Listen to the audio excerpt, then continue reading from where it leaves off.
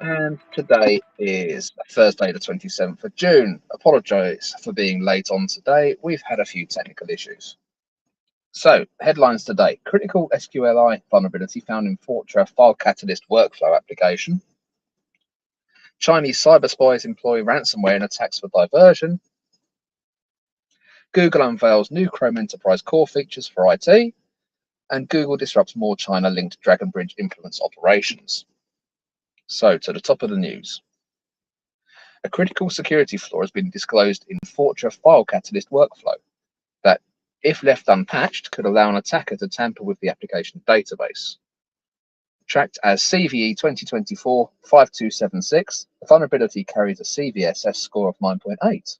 It impacts file catalyst workflows versions 5.1.6, that's build 135 and earlier. It's been addressed in version 5.1.6, build 139. They say an SQL injection vulnerability in Fortran file catalyst workflow allows an attacker to modify application data, Fortran said in an advisory published on Tuesday. Likely impacts include creation of administrative users and deletion or modification of data in the application database. It also emphasized that successful unauthenticated exploitation requires a workflow system with anonymous access enabled. Alternatively, it can also be abused by an authenticated user. Users who cannot apply the patches immediately can disable the vulnerable servlets, and they are CSV_servlet, PDF_servlet, XML_servlet, and JSON_servlet in the web.xml file located in the Apache Tomcat installation directory as temporary workarounds. Cybersecurity firm Tenable, which reported the flaw on May the 22nd, has since released a proof of concept exploit for the flaw. A user-supplied job ID is used to form the where clause in an SQL query, it said. An anonymous remote attacker can perform SQLI via the job ID parameter in various URL endpoints of the workflow web application. Next, Chinese cyber spies employ ransomware in attacks for diversion. Cyber espionage groups have been using ransomware as a tactic to make attack attribution more challenging. Distract defenders, or for a financial reward as a secondary goal to data theft.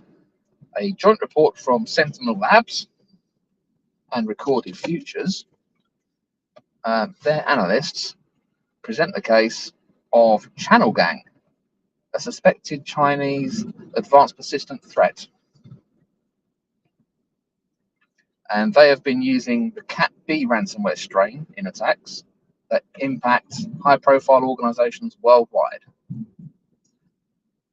A separate activity cluster uses BestCrypt and Microsoft BitLocker to achieve similar goals, although attribution is not clear. Channel Gang, also known as CamoFei, has targeted government organizations and critical infrastructure entities between 2021 and 2023. The group uses sophisticated techniques to gain initial access for reconnaissance and lateral movement and to exfiltrate sensitive data. In an attack in November 2022, the threat actors targeted the presidency of Brazil and compromised 192 computers. The adversary relied on standard reconnaissance tools to map the networks and to gather information on critical systems. In the last stage of the attack, Channel Gang deployed Cat B ransomware on the network, dropping ransom notes at the beginning of each encrypted file. They provided a Proton mail address for contact and Bitcoin address for payment. And next we have Google disrupts more China-linked Dragon Bridge influence operations. Google continues to disrupt YouTube and Blogger activity associated with the China-linked Dragon Bridge threat actor's long-running influence operations, with over 10,000 instances taken down in the first quarter of this year alone. In 2023, the internet giant disrupted over 65,000 YouTube and Blogger instances linked to Dragon Bridge, with 50,000 other instances taken down in 2022. To date, Google have disrupted over 175,000 Dragon Bridge instances. Also known as Spamouflage Dragon, the threat actor has been active since at least 2019, using a spammy network of thousands of inauthentic accounts on forums, social platforms, and websites to promote narratives in line with China's political interests. In 2022, Mandiant uncovered a largely ineffective Dragon Bridge campaign targeting rare earth mining companies in Australia, Canada, and the United States, which overall saw limited engagement from real individuals. According to a new Google report, Dragon Bridge's overall activity consists of low-quality content that lacks a political message, with only a small fraction of the observed accounts posting about current events and promoting pro-China narratives.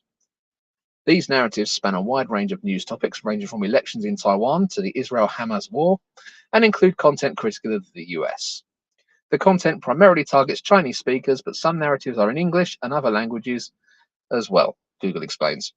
Although the threat actor continued to scale its operation, the activity remained largely ineffective over the past year and a half, with practically no organic engagement from real viewers on the over 57,000 YouTube channels disabled in 2023. Of the over 900,000 videos suspended, over 65% of their videos had fewer than 100 views, and 30% of their videos had 0 views.